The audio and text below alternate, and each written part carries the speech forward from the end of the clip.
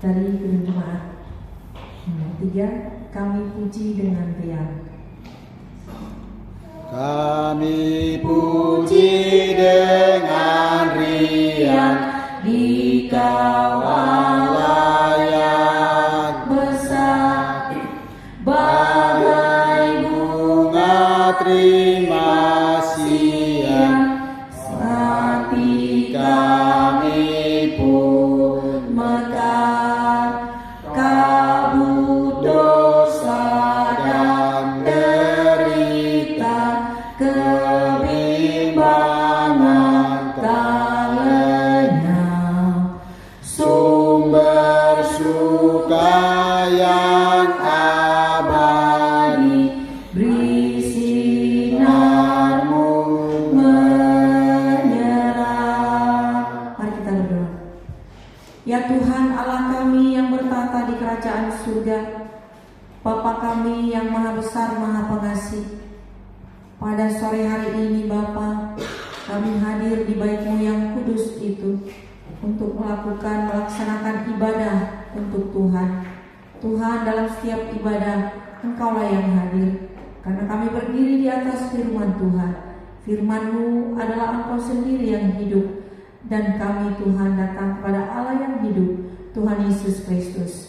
Bapa, sebagaimana kami milik Tuhan, Engkau yang menjadikan hati kami, mengendalikan hati kami, supaya kami dapat fokus untuk menerima rahmat dan berkat dari Tuhan dalam rangka ibadah pada sore hari ini. Terima kasih Bapa, inilah doa kami, Engkaulah yang mendengarkan dan Engkau yang mengabulkan. Dalam nama Tuhan Yesus Kristus kami berdoa dan mengucap syukur. Amin. Silakan duduk.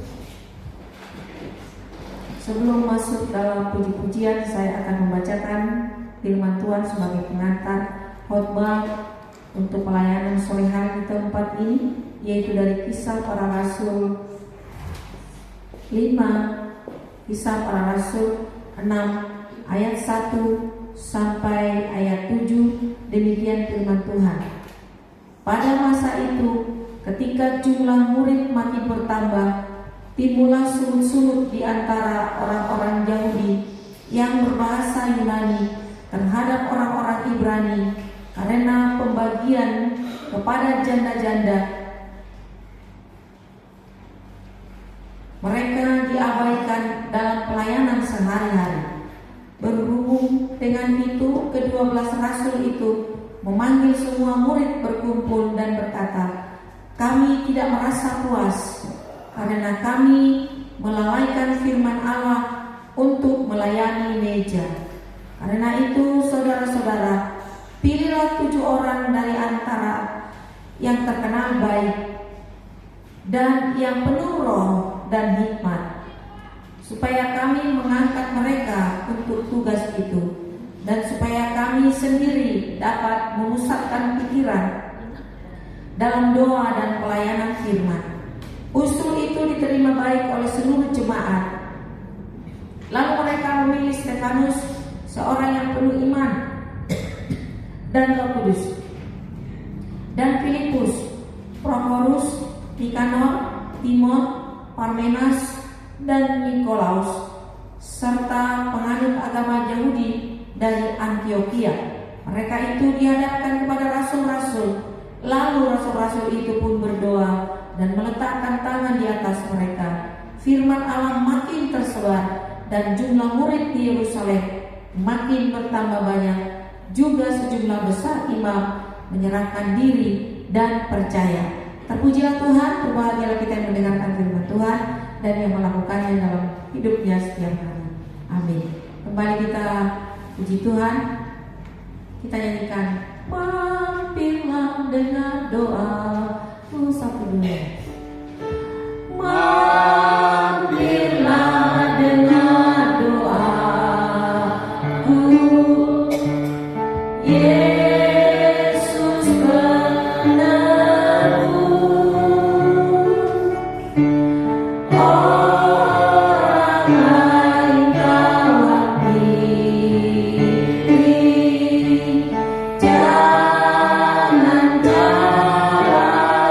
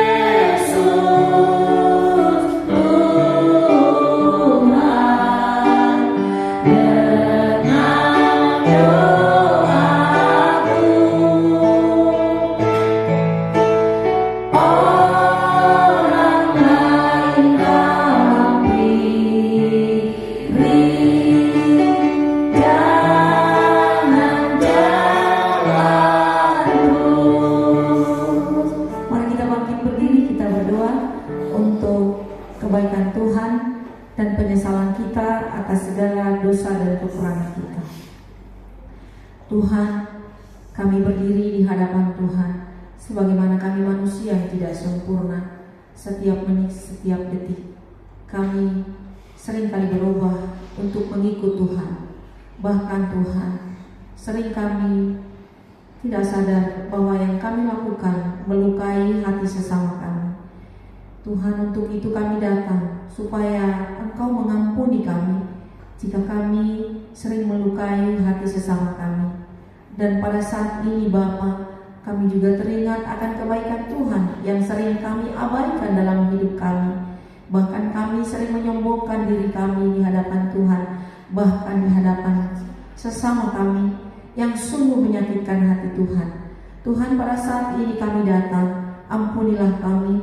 Semakin hari, semakin Engkau perbaiki hidup kami, supaya kami, Tuhan, melakukan pekerjaan atau perkataan yang baik dimanapun kami berada.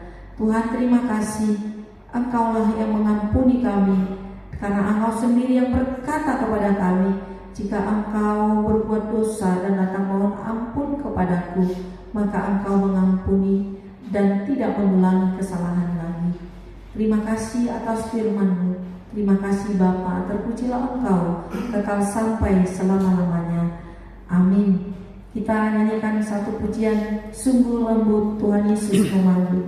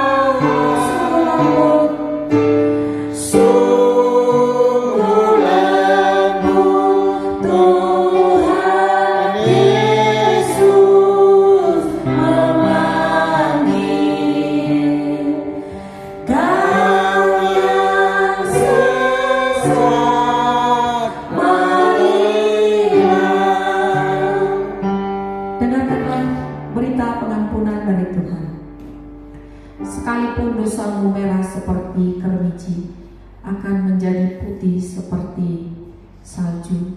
Sekalipun dosamu merah, akan menjadi putih seperti kapas.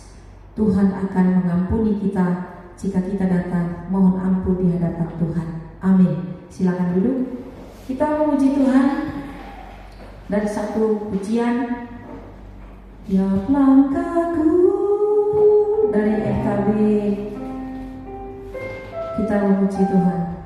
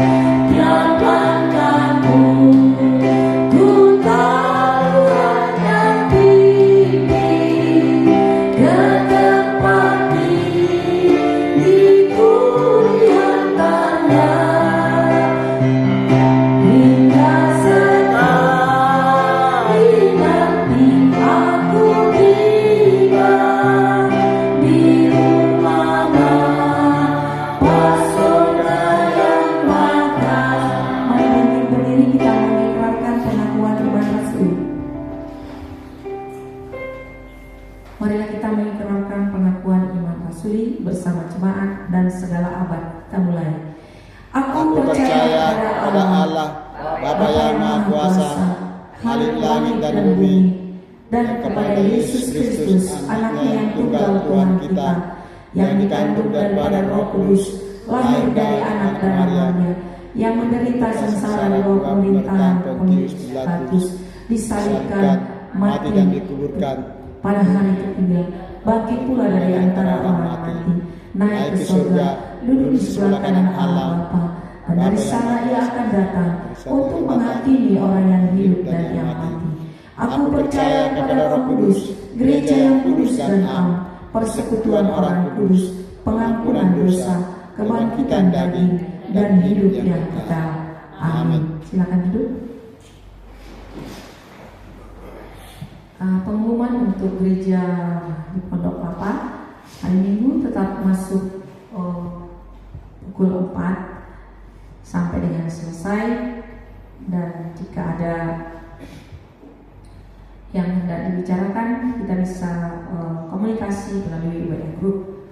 Ada kemungkinan nanti Gereja Presbyterian Sinode akan dilaksanakan perayaan Natal di tempat ini pada awal Desember, dan nanti mungkin saya akan menghadap majelis di tempat ini supaya kita diizinkan untuk merayakan Natal Presbyterian Sinode di tempat ini, dan kemungkinan kalau bisa tanggal 2 atau jatuh pada hari Sabtu pertama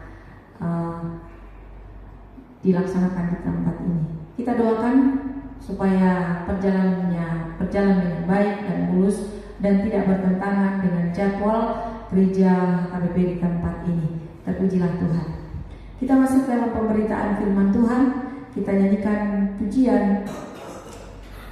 Kita bangkit berdiri, kita menyambut firman Tuhan.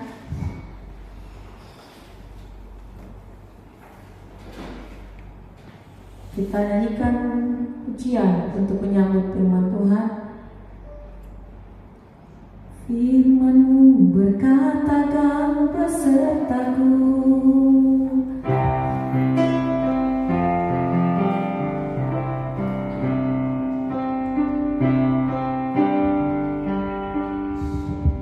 Firman-Mu berkata, Kau besertaku, maka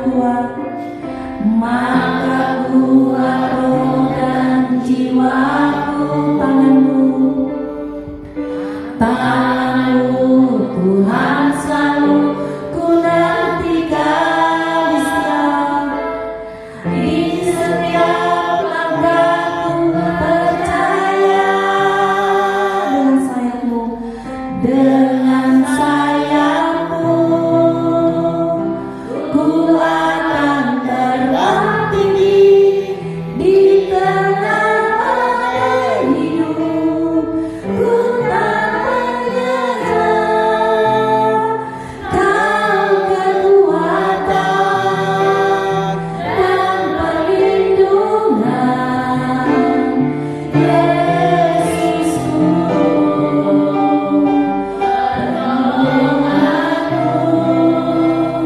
Di tempat maha tinggi, ku mengangkat tanganku, aku berserah. Pada amalnya kami undang untuk masuk kemurahan dan perlindungan, Yesusku, Rajaku, Yesusku, Rajaku, Yesusku, Rajaku.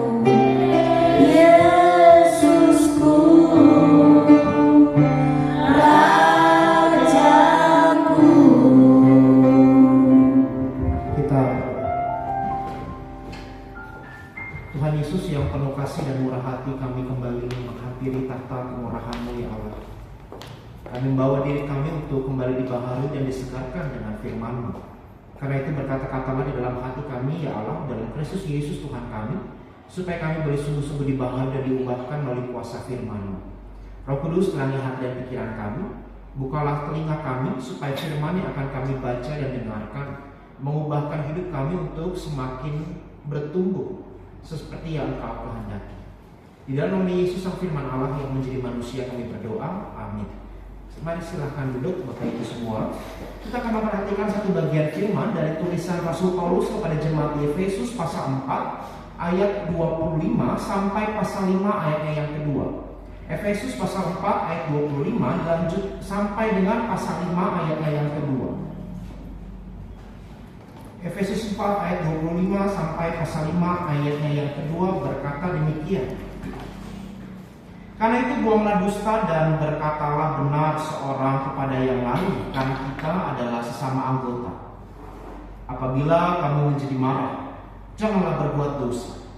Janganlah matahari terbenam sebelum padam kemarahanmu. Dan janganlah beri kesempatan kepada iblis.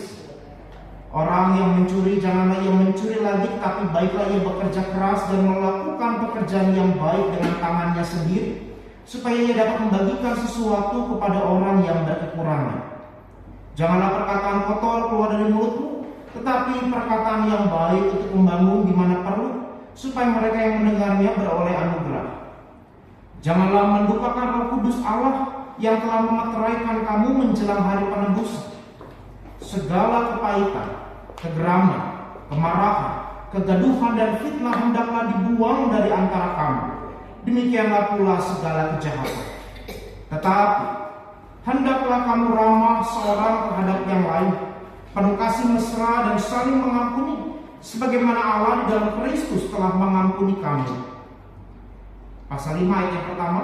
Sebab itu sebagai anak-anak yang terkasih teladanilah Allah dan hiduplah di dalam kasih, sebagaimana Kristus juga telah mengasihi kamu dan telah menyerahkan dirinya untuk kita sebagai persembahan dan kurban yang harum bagi Allah. Demikianlah firman Tuhan. Berbahagialah kita yang mendengarkan firman-Nya dan yang memeliharanya dalam hidupnya setiap hari.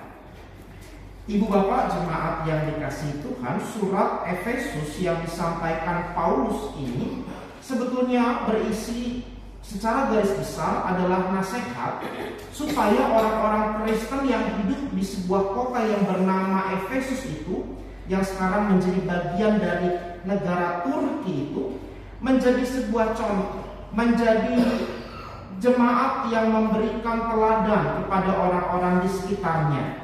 Nah, mengapa demikian? Karena Efesus ini Bapak Ibu adalah sebuah kota bandar pelabuhan gitu ya, di mana perjumpaan antar budaya, perjumpaan antar kultur, perjumpaan antar orang-orang dengan latar belakang kepercayaan terjadi. Kita tahu bahwa sejak atau menuju zaman Konstantin tahun 300, Roma itu mulai membangun kerajaannya yang kedua di Asia Kecil, di wilayah yang kita sebut dengan Turki pada saat ini. Jadi pada saat itu Roma punya dua kaki. Kerajaan Roma di negara Roma, di wilayah barat, dan satu lagi di wilayah Asia Kecil, di wilayah Turki, di wilayah yang sekarang ini disebut namanya menjadi wilayah Konstantinopel.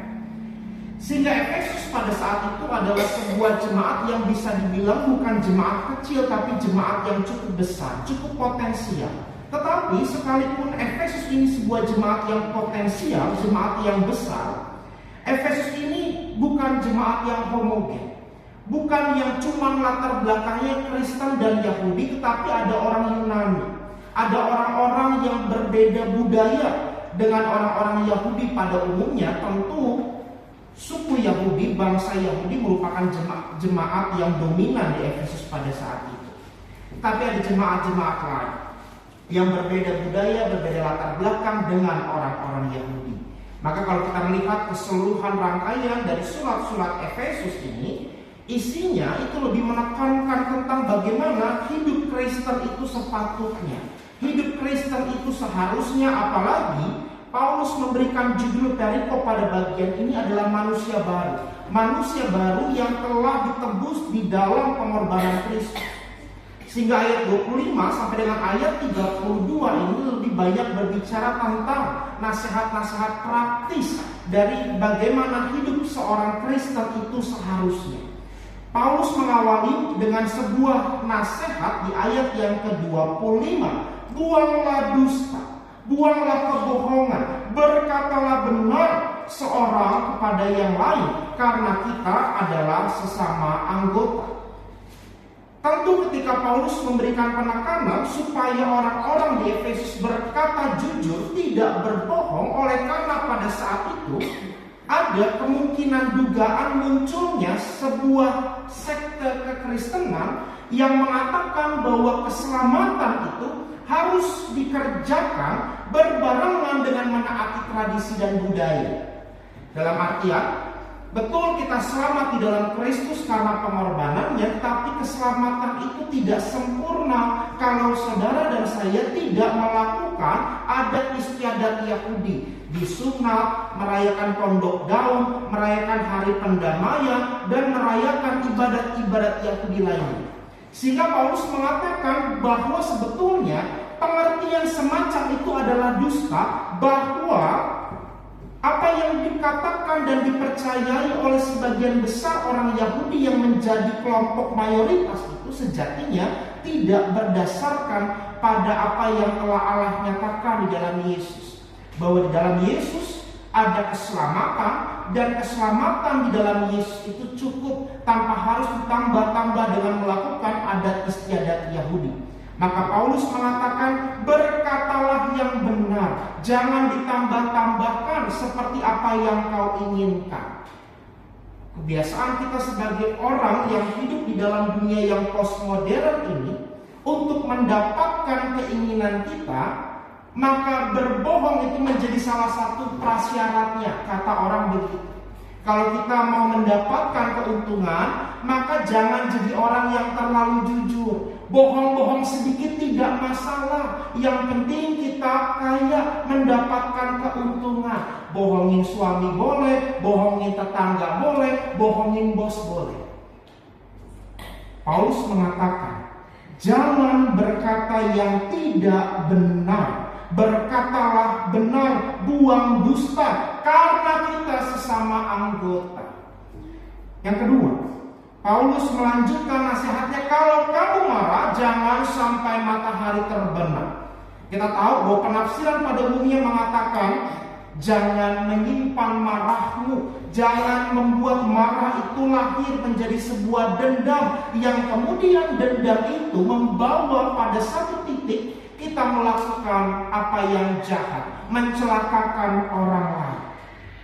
Sehingga Paulus melanjutkan pada ayat ke-27 masih dalam satu kalimat yang sama, supaya kamu tidak memberikan kesempatan pada iblis. Ketika kita marah, kita menyimpan dendam, dan dendam itu membuat kita membuat rancangan-rancangan untuk menjatuhkan orang lain. Dan kita tahu rancangan menjatuhkan orang lain adalah rancangan iblis. Kalau kita tarik dalam diri kita, Bapak Ibu, kalau kita membenci orang, maka di pikiran kita akan menskenariokan bagaimana caranya supaya saya datang ke gereja tidak berjumpa dengan orang ini. Bagaimana caranya kalau saya mengadakan pesta, saya tidak mengundang orang ini. Bagaimana caranya saya untuk bisa mengambil keuntungan dari orang ini yang saya tidak suka. Nah itu kan kacau, Bapak Ibu. Maka Paulus mengatakan, jangan beri kesempatan pada iblis. Banyak perpecahan dimulai dari gereja. Sebagaimana saya pernah ceritakan, bukan, bahwa saya pernah melayani yang akhirnya pelayanan itu batal, Bapak Ibu. Itu pertama kalinya setelah 6 tahun menjadi seorang pendeta. Saya tidak jadi berkhotbah karena gereja yang mau saya layani itu berantem antara ekorusnya dengan pendeta resotnya. Akhirnya saya jadi korbannya, begitu ya. Pendeta tamu nggak tahu apa-apa, nggak bisa masuk ke gereja karena ribut berdua. Dua kelompok merancangkan sesuatu yang jahat. Yang satu menggembok gerejanya, yang satu lagi juga menggembok dari dalam, sama-sama saling menggembok. Yang terjadi apa? Orang Kristen pakai kolar pendeta ekorusnya pada saat itu, dan pendeta resotnya juga pakai kolar. Mereka dibawa masuk, ketemu dengan lurah, ketemu dengan Polres dan lain sebagainya untuk berdamai.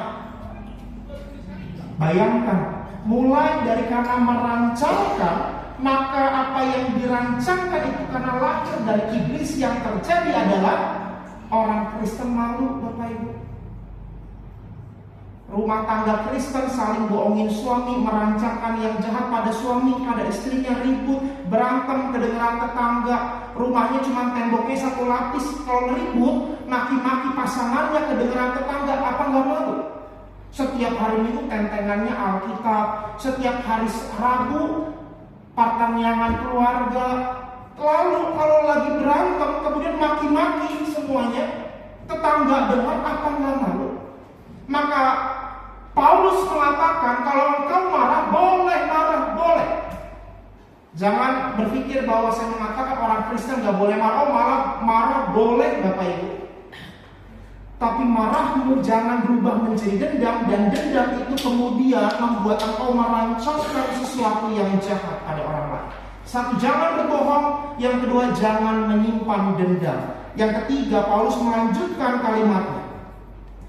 Orang yang mencuri, jangan yang mencuri, tapi kerja dengan benar. Kerja dalam bahasa tetangga kita, kerja yang halal. Supaya apa yang kita dapat itu halalan thayyiban katanya. Sesuatu yang halal.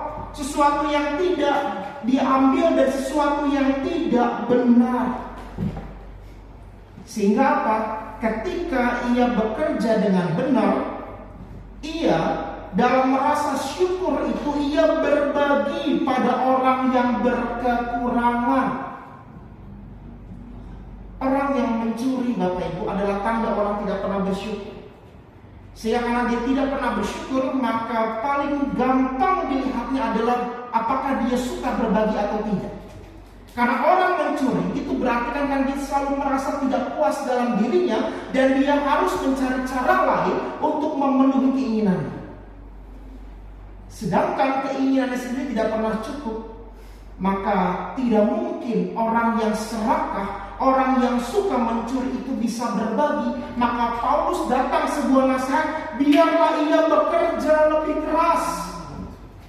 Supaya ketika ia bekerja lebih keras, Bapak Ibu yang dikasihi Tuhan, seseorang itu kemudian belajar tentang apa arti bersyukur, mencukupkan diri dengan apa yang ia terima. Hari ini sebetulnya kalau kita melanjutkan dalam bacaan Injil, kita akan melihat dalam Yohanes pasal 6 bagaimana Yesus itu menggambarkan dirinya sebagai roti hidup, sebagai roti yang turun dari sorga, artos. Dan kata artos itu Bapak Ibu adalah kata yang sama digunakan dalam doa Bapa kami ketika Yesus mengatakan, berikanlah kami pada hari ini makanan kami yang secukupnya. Dalam bahasa Yunaninya, makanan yang secukupnya adalah artos. Dalam bahasa Inggris, give us this day our daily bread. Roti sehari-hari. Artinya apa? Sebagai orang percaya, sebagai orang yang hidup di dalam Kristus, Bapak Ibu, kita diajak untuk hidup dalam rasa cukup. Bukan berlebih, bukan juga berkekurangan dan selalu merasa kurang, atau selalu menginginkan sesuatu yang lebih, tetapi hidup dalam kecukupan. Itulah doa Bapa kami mengatakan, berilah kami pada hari ini makanan kami yang secukupnya. Mengapa? Karena dengan rasa cukup itu, kita tidak menjadi pribadi yang serakah, tapi kita juga tidak menjadi pribadi yang selalu rendah diri. Maka PGI beberapa waktu yang lalu mengangkat sebuah tema nasional, spiritualitas keugaharian. Artinya spiritualitas yang selalu menekankan pada rasa cukup, karena rasa cukup tidak pernah bisa dihidupi bahkan oleh orang Kristen, bahkan oleh gereja. 6 tahun saya menjadi pendeta Bapak Ibu, saya pernah mengalami atau belajar dari sebuah gereja yang amat sangat menarik di wilayah Jawa Barat, sebuah gereja kecil yang deposito gerejanya gak nyampe miliaran seperti kebanyakan gereja di Jakarta. Gerejanya di bawah naungan Sinode GKI pada saat itu. Gereja di mana dulu saya berasal, latar belakang saya. Gereja ini tradisi yang unik, di mana setiap tahun anggaran gereja yang baru, waktu itu GKI memulai tahun anggarannya di bulan-bulan Maret, Bapak Ibu, Maret atau April. Maka per 1 April atau per 1 Maret biasanya dimulai tahun pelayanan dan anggaran yang baru. Nah, gereja di mana saya waktu bervikariat menjalani proses calon pendeta punya tradisi yang unik, di mana kas gereja Di akhir tahun sebelum mulai tahun pelayanan gereja yang baru itu harus dinolkan.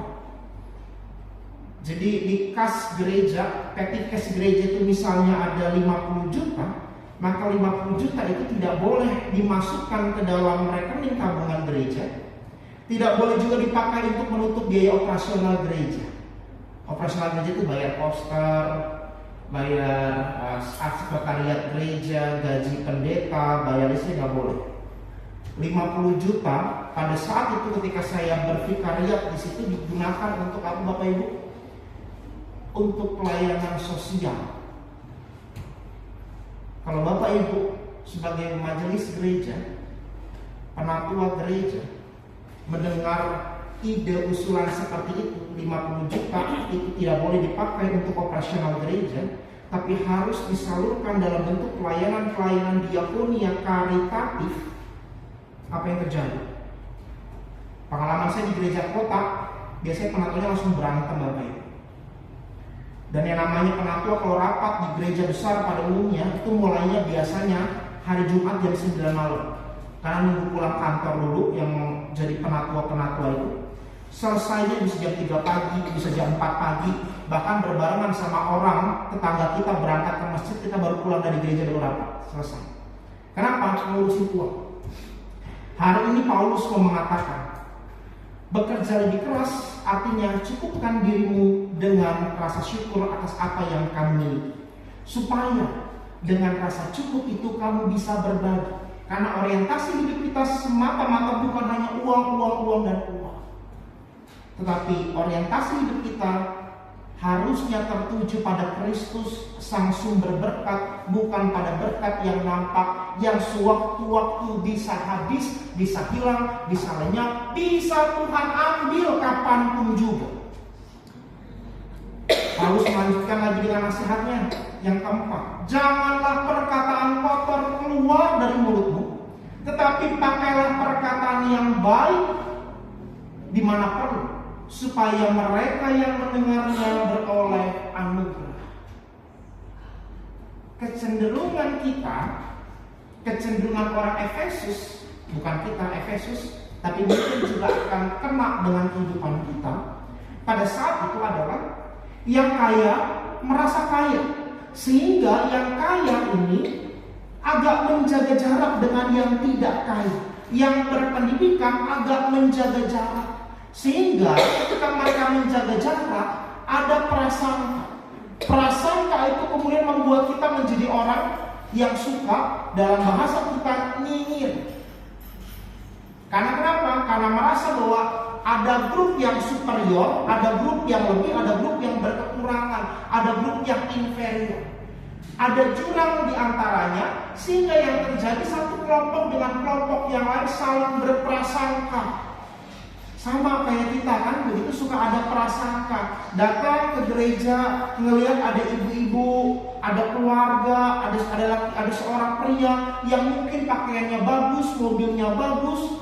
Kita punya prasangka. Kita punya pikiran negatif yang bisa dengan mudahnya kita kenakan pada orang itu, sehingga perkataan yang keluar tidak membangun. Misalnya, ada orang yang Bapak Ibu tahu selama ini hidupnya susah. Tiba-tiba dia datang ke gereja dengan motor baru. Apa yang dilakukan biasanya dengan kelompok ibu-ibu di gereja? Biasanya akan mulai nyinyir. Kok tiba-tiba kaya ya? Nyolong dari mana itu orang? Kok tiba-tiba bisa kaya ya? Korupsi dari mana itu orang?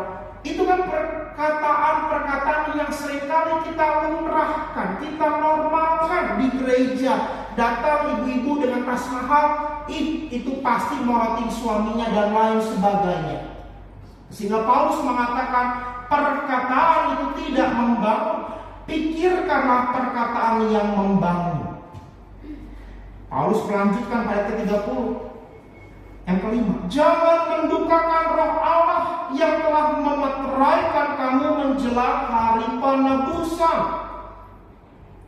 Paulus merangkum dengan sebuah ayat di ayat ke-30, jangan mendukakan roh Allah dengan tindakan-tindakan. Karena kamu telah ditebus dengan darah dan nyawa Kristus, Maka sebelum hari, Paulus menggunakan kata penebusan, artinya hari penghakiman, jangan mendustai Roh Kudus yang telah memeteraikan kamu, artinya yang telah menguduskan kamu, yang telah memisahkan kamu dari cara hidupmu yang lama masuk dalam cara hidup yang baru, sehingga menjelang hari penghakiman, menjelang hari Tuhan datang, kamu itu tidak mengotorkan dirimu. Roh Kudus Allah yang diberikan kepada kita didukakan bukan semata-mata kalau Anda pindah agama. Oh, banyak orang Kristen Bapak Ibu, dia datang ke gereja, mulutnya memuji-muji Tuhan, berdoa setiap hari, tapi hatinya bertentangan dengan firman Tuhan. Maka sebetulnya di titik itu dia sedang mendukakan Roh Kudus. Jadi jangan pernah berpikir, oh saya mendukakan Roh Kudus ketika saya pindah agama, ketika saya mualaf. Bukan, tapi ketika engkau berkata dusta, engkau mencuri, engkau menyimpan dendam pada orang lain, maka itu adalah hal yang sama dengan cara kita mendukakan Roh Kudus. Sehingga seringkali kita hanya mengatakan orang itu mendukakan Roh Kudus karena dia meninggalkan Tuhan, dia meninggalkan gereja, sehingga kita menormalisasi perbuatan-perbuatan yang tidak benar. Dan betapa banyak di gereja semacam itu. Orang yang pindah agama, kita hakimi, kita omongin keluarganya. Tapi di gereja ada orang yang ngutil uang gereja, markup uang gereja, markup kebutuhan gereja. Pernah kita menegur dengan serius orang-orang semacam itu? Tidak. Karena kita berpikir mendukakan Roh Kudus itu sama dengan ketika meninggalkan iman Kristen. Tapi kita lupa bahwa kata nasihat yang Paulus sampaikan, jangan mendukakan Roh Kudus, dikenakan setelah Paulus menyampaikan 4 nasihatnya yang lain. Jangan berdusta, jangan mencuri, jangan mendendam, jangan mengatakan hal-hal yang tidak benar. Sehingga Paulus kemudian mengatakan di ayat yang kelima, di ayat 32, hendaklah kamu ramah, hendaklah kamu penuh kasih, agape, hendaklah kamu mengampuni, sebagaimana Allah di dalam Kristus telah mengampuni kamu. Hidup di dalam Kristus adalah hidup di dalam kasih. Hidup di dalam Kristus, hidup di dalam kesediaan untuk mengampuni. Mengapa mengampuni itu menjadi penting Bapak Ibu? Karena mengampuni itu hal yang paling sulit. Karena mengampuni itu berbicara tentang menerima orang yang bersalah kepada kita, apapun situasinya, kondisinya, tanpa syarat. Maka kata mengampuni itu dikenakan setelah kata kasih mesra, kata agape, kata yang kita tahu artinya tanpa syarat. Dan setelah kata kasih mesra, Paulus mengatakan saling mengampuni. Orang tidak bisa dikatakan dia penuh kasih kalau dia sulit mengampuni. Sekali lagi, orang tidak bisa dikatakan dia penuh kasih kalau ia masih menyimpan dendam dan ia tidak mudah mengampuni. Nah, pertanyaan kita, di dalam Kristus sebagai orang-orang yang ditebus di dalam pengorbanan Kristus, sudahkah kita hidup di dalam pengampunan? Sudahkah kita hidup di dalam penerimaan pada pasangan kita, pada anak-anak kita, tetangga kita, orang-orang di gereja kita yang mungkin menyakiti kita berulang-ulang? Kalau belum Bapak Ibu, maka hari ini Paulus mengingatkan, kalau kamu tidak mau mengampuni, kamu masih menyimpan dendam. Kalau kamu masih menyimpan dendam, maka apa yang keluar dari mulutmu itu adalah sesuatu yang tidak membangun. Dan kalau kamu penuh dendam, kamu akan membenarkan perkataan dusta. Sehingga dengan melakukan hal-hal semacam itu, sebetulnya kita sedang mendukakan Roh Allah. Maka Paulus menawarkan bagaimana seharusnya kita hidup pada pasal 5 ayat 1 dan 2. Teladanilah Allah, hiduplah dalam kasih, sebagaimana Kristus telah mengampuni kamu, menyerahkan dirinya sebagai persembahan dan kurban yang harum bagi Allah. Tidak bisa tidak, menjadi orang Kristen berarti mengikut Kristus. sekurang-kurangnya mengikuti apa yang Kristus lakukan dalam hal-hal yang sederhana. Mengampuni orang yang berdosa, mengasihi semua orang tanpa diskriminasi, menerima semua orang dengan segala perbedaannya.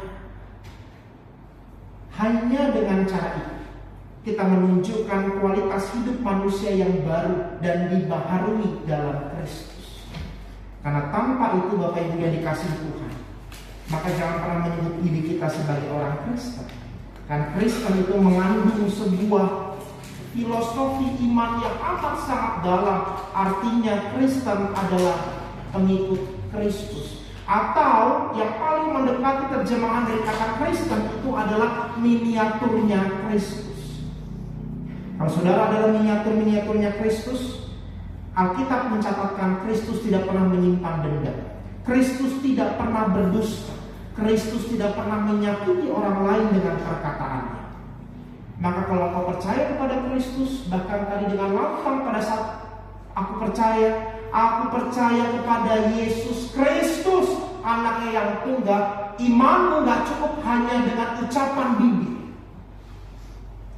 Karena Paulus mengatakan iman tidak cukup hanya dipikirkan ataupun diperkatakan, tapi dihidupi dalam tingkah laku kita. Maka jangan pernah berani menyebut diri Kristen kalau kita masih menyimpan dendam, masih suka berdusta, suka merancangkan hal yang tidak benar pada orang lain. Karena itu berarti kau belum hidup di dalam Kristus. Hidup di dalam Kristus adalah meneladani apa yang Ia lakukan di dalam setiap hari kehidupan kita. Tuhan memberkati dan menolong kita semua. Amin. Kita berdoa. Sebagaimana dalam bacaan firman ini ya Tuhan, kami mau menjadi pelaku-pelaku firman dengan hidup seperti apa yang Kau kehendaki, menjauhi dusta, menjauhi ketidakbenaran, menjauhi segala bentuk kebohongan dan tindakan-tindakan yang cemar. Tolong kami ya Roh Kudus, mampukan kami supaya hidup kami tidak mendukakan Engkau, supaya hidup kami meneladani Kristus, melakukan apa yang Kristus lakukan di dalam hidup kami. Pada saat ini kami menyatukan doa-doa permohonan kami. Kami mau berdoa bagi setiap kami ya Tuhan di dalam persekutuan di gedung gereja ini. Berkati kami dengan segala pergumulan hidup kami. Kami yang bergumul mungkin dengan kehidupan pribadi kami, dengan keluarga kami, dengan pekerjaan kami, dengan masalah-masalah yang Tuhan perkenankan terjadi dalam hidup kami, dalam diri kami, dalam keluarga kami. Mari Tuhan lawat dan pilihlah kami. Tolong kami, mampukan kami untuk kami senantiasa menjalani hidup ini dengan sebuah keberanian, karena kami tahu Tuhan yang kami imani adalah Tuhan yang selalu menolong kami.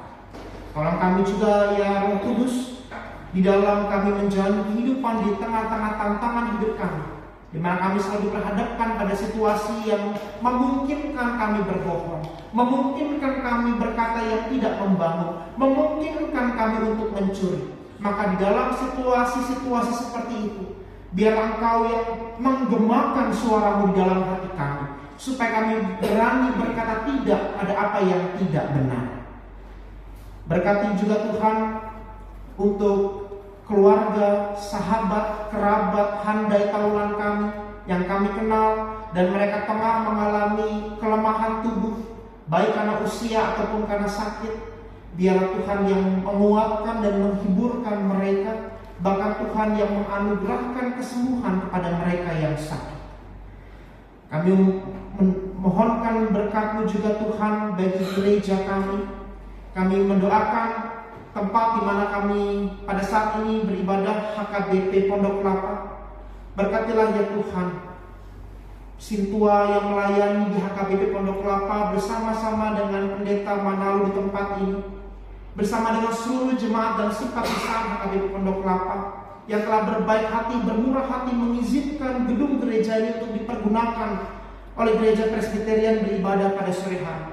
Tuhan yang memberkati seluruh Sintua, pendeta yang melayani jemaat dan simpatisan HKBP Pondok Kelapa. Anugerahkanlah berkat-Mu ya Tuhan dalam kehidupan berjemaat di HKBP Pondok Kelapa. Demikian juga bagi gereja Presbyterian, Engkau memberkati setiap jemaat-Mu di dalam pertumbuhannya, Di dalam setiap proses-proses kami mengembangkan jemaat ini, Tuhan yang memberkati kami dan menganugerahkan kepada kami kekuatan. Berkati juga kerjasama yang terbangun antara HKBP dengan Gereja Presbyterian. Biarlah Engkau yang memberkati kerjasama ini ya Tuhan. Melalui kerjasama ini biarlah kami semua saling membangun, saling menopang, saling mendukung di dalam kasih kepada Kristus. Sehingga melalui kerjasama ini ya Tuhan, hanya nama Tuhan saja yang dipermuliakan di dalam setiap gerak pelayanan kami. Kami juga menyerahkan seluruh hidup kami memasuki minggu kerja yang baru. Anugerah Tuhan melingkupi dan memberkati setiap kami. Di dalam nama Yesus Kristus Tuhan dan penebus kami yang hidup, kami berdoa dan memohon. Amin. Ibu Bapak, kita akan mempersembahkan persembahan yang terbaik bagi Tuhan. Firman Tuhan yang mendasari persembahan kita, Roma 12 ayat yang pertama. Karena itu saudara-saudara, oleh kemurahan Allah aku menasihatkan kamu, supaya kamu mempersembahkan tubuhmu sebagai persembahan yang hidup, yang kudus, dan yang berkenan kepada Allah. Itulah ibadahmu yang sejati. Sebelum kantong persembahan diedarkan, kita akan mengangkat pujian terima kasih Tuhan.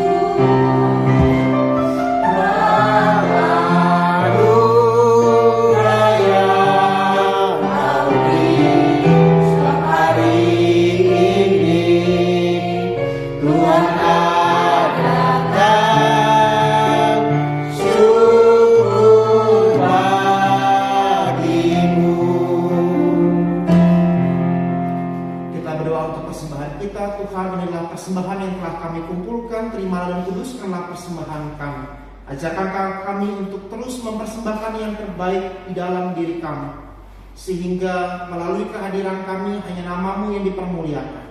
Dan ajarlah kami untuk senantiasa turut serta untuk menghadirkan tanda-tanda kerajaan-Mu di dunia ini, melalui keadilan, kedamaian, sejahtera, dan sukacita. Biarlah Roh Kudus-Mu yang memampukan kami untuk menjadi kawan sekerja-Mu di dalam hidup dan pelayanan kami. Persembahan ini ya Tuhan, biarlah juga dikelola dengan baik, sehingga persembahan ini pada akhirnya kami pergunakan semata-mata untuk hormat dan kemuliaan nama-Mu. Demi Kristus kami berdoa. Amin. Kita akan mengakhiri ibadah kita. Kita akan menyanyikan pujian Kusuka Menuturkan dari Kidung Jemaat 488.